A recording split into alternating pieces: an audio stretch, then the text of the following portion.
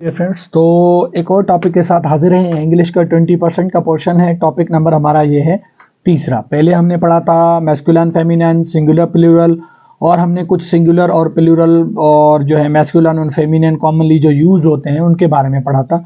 ये तीसरा लेक्चर है। तो टेंसेज में क्वेश्चन किस तरह से आएगा, पहले मैं ये आपको बता दूं। आपको कोई पैराग्राफ या आपको कोई लाइन दी जाएगी और उसमें बोला जाएगा कि इसमें कौन सा टेंस इस्तेमाल किया हुआ है, कौन सा हेल्पिंग वर्ब इस्तेमाल किया हुआ है, या ये किस टेंस से बिलोंग करता है, या ये जो जुमला है ये इसके हेल्पिंग वर्ब को देख के, इसकी वर्ब को देख के आप बताएं कि ये कौन से टेंस से निकाला गया है। ठीक है। या बहुत सारे जुमले दिए होंगे, उनमें से आपको बोलेंगे कि इनमें कौन सा टेंस सबसे ज़्यादा इस्तेमाल किया गया है, तो आप देखेंगे, आइडेंटिफाई करेंगे कि किस टेंस के जुमले ज़्यादा हैं। वो आपको तब पता चलेगा जब आपको उनकी कुछ आइडेंटिफिकेशंस पता होंगी। तो सबसे पहले आप एक चीज़ याद रखें, हम थोड़ी चीज़ों को देख लेते हैं जिन बच्चों को पता नहीं है। सबसे पहले इस पोर्शन में हम पढ़ेंगे कि सब्जेक्ट किसको कहते हैं। ठीक है, जो सब्जेक्ट होता है, क्योंकि आगे ये काम आने वाला है। सब्जेक्ट जो है जुमले में उस वर्ड को कहते हैं, तो उसके लिए दो डेफिनेशन हम ले सकते हैं। डूअर ऑफ एन एक्शन, जो जुमले में काम कर रहा हो। जैसे मैं कह रहा हूँ कि आई एम टीचिंग यू, मैं आपको पढ़ा रहा हूँ, तो कौन आपको पढ़ा रहा है? मैं पढ़ा रहा हूँ, तो यहाँ पे ये सब्जेक्ट हो जाएगा। ठीक है। अगर मैं ये कह रहा हूँ कि जो है वो रोज़े रख रहा है, ठीक है, ही इज़ ऑब्जर्विंग फास्ट, ठीक है, तो अब यहाँ पे रोज़े कौन रख रहा है? वो, तो वो हमारा सब्जेक्ट हो जाएगा। यानी सब्जेक्ट हम किसको कहते हैं? जो जुमले में काम करे कोई ना कोई। अब देखेंगे, और अगर आपको कहीं भी सब्जेक्ट ना मिले तो आप हु का क्वेश्चन करेंगे, कौन। ठीक है, रोज़े कौन रख रहा है, आपको जवाब मिल जाएगा, सब्जेक्ट मिल जाएगा। ठीक है, किसी भी जुमले में सब्जेक्ट को ढूंढने के लिए हम हु का यूज़ करते हैं। अच्छा, उसके बाद सब्जेक्ट समझ आ गया। अच्छा, अगर कहीं कहीं पे ऐसा होता है कि सब्जेक्ट कोई काम नहीं कर रहा होता, तो हम ये कहते हैं कि जिसके बारे में बात की जा रही हो। ठीक है, अगर मैं आपको कहता हूँ कि सर नवीद एक उस्ताद है, तो यहाँ पे सर नवीद की बात हो रही है, तो यहाँ पे सर नवीद सब्जेक्ट हो जाएगा। ठीक है, किसकी बात हो रही है? ठीक है, तो यहाँ पे सर नवीद जो है सब्जेक्ट हो जाएगा। सब्जेक्ट की दो डेफिनेशंस आ गई, या तो वो जुमले में काम करेगा या उसके बारे में बात की जाएगी। ठीक है, यानी वो जुमले को रिप्रेजेंट करेगा। दोनों चीज़ों में वो सब्जेक्ट होता है। अच्छा, उसके बाद आ जाता है हमारे पास वर्ब। ठीक है, इसको सिंधी या उर्दू में कहते हैं फाइल, इसको कहते हैं फेल।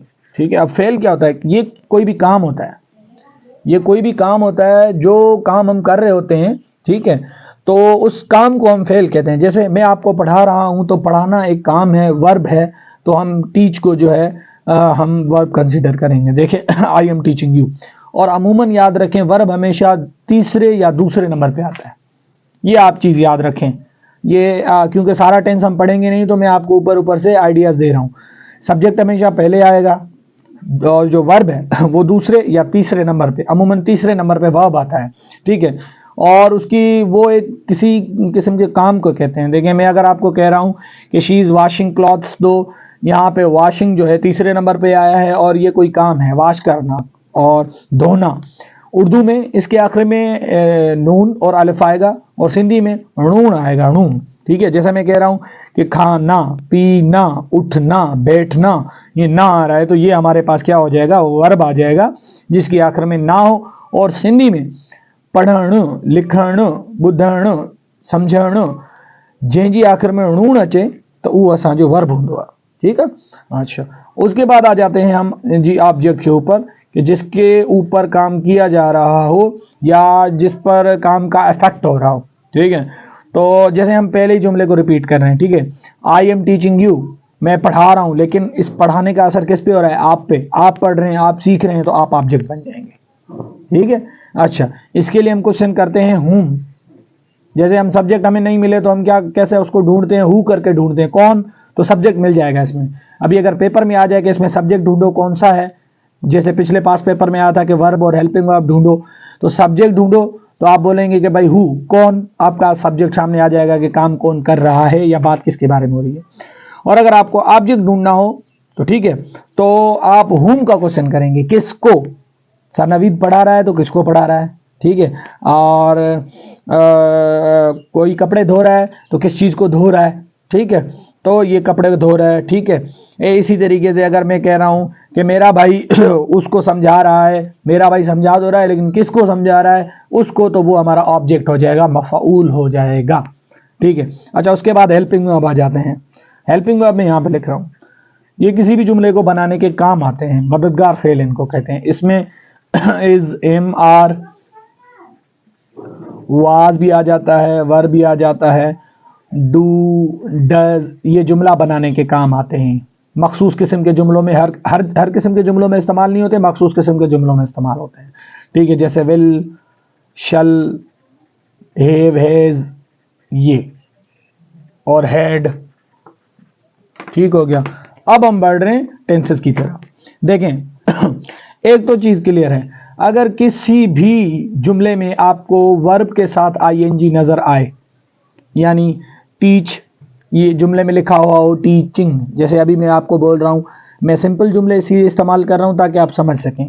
ठीक है, क्योंकि नीचे वाले ग्रेड की जॉब है और इसमें ज़ाहिर सी बात है जिनकी बेसिक कम होगी वही ज़्यादातर बच्चे इसमें अप्लाई करते हैं। ठीक है, तो वर्ब के साथ आईएनजी यानी काम के साथ आईएनजी, देखें आई एम टीचिंग यू, तीसरा नंबर वर्ब होता है, हमें पता है तीसरा नंबर, उसके साथ आईएनजी लगी है, तो हम ये पहचान लेते हैं कि सर ये कंटिन्यूस टेंस है।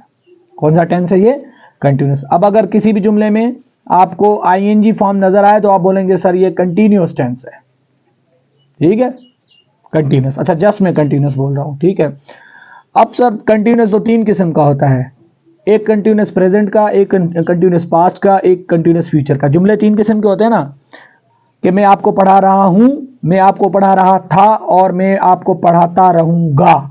ये तीन किस्म के जुमले आ गए, जो काम माजी में करते हैं, जो काम अभी कर रहे हैं, और जो काम मुस्तकबिल में करेंगे। तो ये डिपेंड करता है, फिर दूसरी चीज को हम देखेंगे। अगर आईएनजी के साथ ये वाले हेल्पिंग वर्ब इस्तेमाल हुए हों तो हम इसको प्रेजेंट कंटिन्यूस बोलेंगे। ठीक है, और अगर आईएनजी के साथ वाज वर इस्तेमाल हुआ हो तो हम इसको जो है पास्ट कंटिन्यूस बोलेंगे। और अगर आईएनजी के साथ जुमले में आपको दिख रहा हो कि विल बी शल बी इस्तेमाल हुआ हो, ठीक है, तो आप इसको फ्यूचर कंटिन्यूस बोलेंगे। मैं तीनों को जो है आपको एग्जांपल्स दे रहा हूं। ठीक है, फ्यूचर कंटिन्यूस। ठीक है, अब एक बंदा बोल रहा है कि आई एम ऑफरिंग प्रेयर, तो इंग फॉर्म तो आ गया सर, ये तो कंटिन्यूस टेंस है, मैं इसको पहचान लूंगा आराम से। लेकिन अब पता कौन सा चले कि कौन सा कंटिन्यूस है, तो एम आ गया तो सर ये प्रेजेंट कंटिन्यूस है। अगर इसी जगह पे वाज आता, आई वाज जो है ऑफरिंग नमाज या ऑफरिंग प्रेयर। वैसे एक चीज याद रखें, अभी प्रेयर यूज नहीं होता, नोटिफिकेशन आया था गवर्नमेंट का, नमाज यूज करना है, मस्जिद के लिए भी मॉस्क नहीं मस्जिद। ठीक है इसी तरह आई वाज जो है ऑफरिंग प्रेयर, तो यहाँ पे ये पास्ट कंटिन्यूस जो है हमारा ये हो जाएगा, क्योंकि इंग फॉर्म लग गया, हमें पता है कंटिन्यूस है, लेकिन हेल्पिंग वर्ब की मदद से हम जान लेंगे कि कौन सा जो है टेंस है, इसमें प्रेजेंट का है, पास्ट का है, या फ्यूचर का। मैं सिंपल बाद में पढ़ाऊंगा, उसमें चेंजिंग्स होती हैं अच्छा सर, अगर वर्ब की थर्ड फॉर्म हो, यानी ईडी लगी हुई हो आपकी लैंग्वेज में, जैसे हम कहते हैं रुकेस्ट, रुकेस्टेड, रुकेस्टेड। ठीक है, सेकंड या थर्ड फॉर्म जिसको हम कहते हैं पास्ट पार्टिसिपल, जैसे हम कहते हैं कि टीच, टाट, टाट, रिपीट, रिपीटेड, रिपीटेड। ठीक है, गिफ्ट, गिफ्टेड, गिफ्टेड, ये थर्ड फॉर्म अगर ये लगी हुई हो तो आप इजीली बोलेंगे कि सर ये तो परफेक्ट टेंस है। पहचान लिया, इंग form continuous, third form perfect, simply, बिल्कुल इजी। अब सर पता कैसे चले कि प्रेजेंट है या पास्ट है या फ्यूचर है, इसके लिए भी हमारे पास हैं चीजें। अगर हैव, हैज लगा हो उस जुमले में कहीं पे भी, ठीक है, तो वो हमारा क्या हो जाएगा, प्रेजेंट परफेक्ट हो जाएगा। जैसे अगर हम कह रहे हैं कि I have written a letter, written third form होता है राइट का, तो सर थर्ड फॉर्म भी लगी और हैव भी लगी है, तो ये प्रेजेंट परफेक्ट हो जाएगा। ठीक है, ये प्रेजेंट परफेक्ट। और अगर उसी में हेड लगा हो, I had written a letter, तो ये पास्ट परफेक्ट। और उसी में याद रखें, जब भी विल और शल कहीं पे भी आए ना तो वो फ्यूचर वाला बन जाता है, जैसे यहां पे भी आए विल शल। ठीक है, तो उसको फ्यूचर में ले लेंगे आप। ठीक है, अच्छा ये परफेक्ट भी हो गया। तीन और तीन 6, बाकी रहे 6। अच्छा, और अगर किसी में अगर किसी में आईएनजी आए,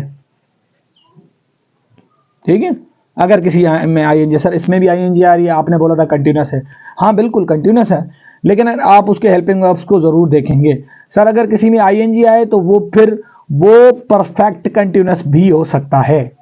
सर फिर हमें पता कैसे चलेगा कि ये परफेक्ट कंटिन्यूअस और ये कंटिन्यूअस? तो हम हेल्पिंग वर्ब को देखेंगे।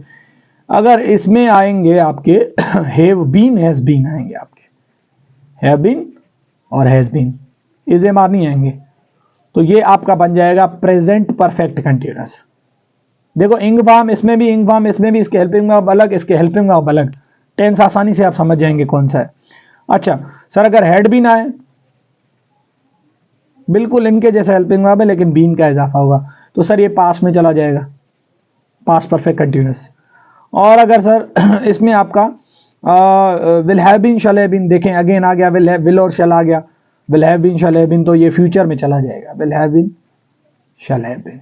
सही है, ये आप टेंस पहचान सकते हैं इस तरीके से। दो चीजें होती हैं, वर्ब की फॉर्म और हेल्पिंग वर्ब, ये सब कुछ बता देते हैं। अच्छा इसके बाद सिंपल, तो अगर वर्ब की फर्स्ट फॉर्म हो, वर्ब की फर्स्ट फॉर्म तो प्रेजेंट सिंपल, देखो अलग अलग है, फर्स्ट फॉर्म, इंग फॉर्म, थर्ड फॉर्म, इसमें सेम है लेकिन हेल्पिंग वर्ब चेंज है। ये हो गया आपका सिंपल। ठीक है सर, अच्छा ठीक है सिंपल हो गया।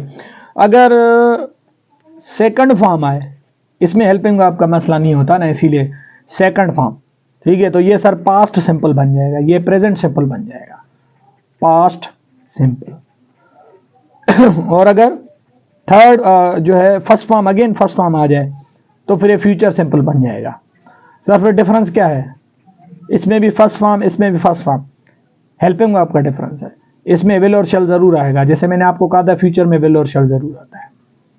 तो इस तरीके से आपने 12 के 12 टेंसेस पढ़ लिए कि अब कभी भी आपको कोई जुमला दिया जाए तो आप उसमें आइडेंटिफाई कर सकते हैं कि ये कौन सा, किस टेंस से रिलेटेड कोई जुमला बनाया जा रहा है।